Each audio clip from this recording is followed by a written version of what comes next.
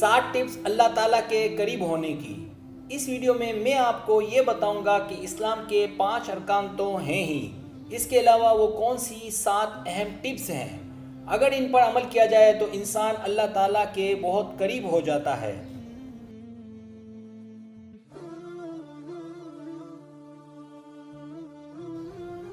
जब आप रोज़ाना कुरान पाक की तिलावत करें,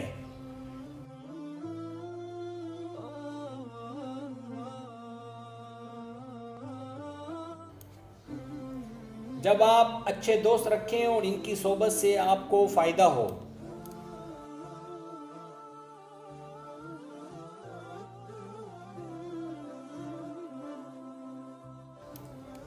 जब आप किसी भी मुसीबत में अल्लाह ताला के नामों से मदद लें,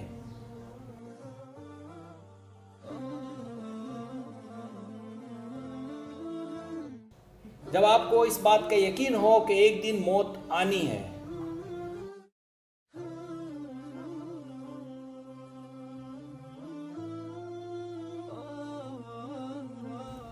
जब आप हाथ उठाकर अल्लाह ताला से दुआ मांगे,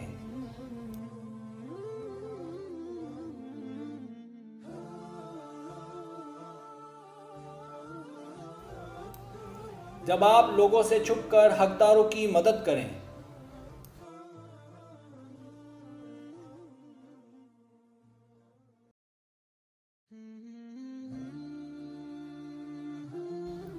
ये समझो कि आप नमाज में क्या कह रहे हो, क्या पढ़ रहे हो।